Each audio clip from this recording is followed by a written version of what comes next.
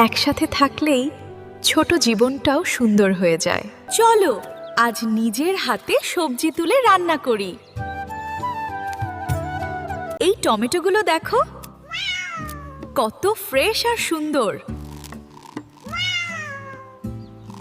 আজকের রান্না হবে একদম স্পেশাল। পেঁয়াজ কাটতে গেলেই কেন চোখে পানি আসে?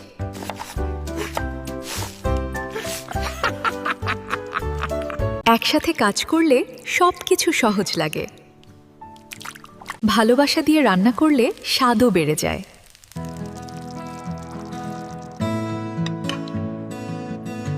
ওয়াও!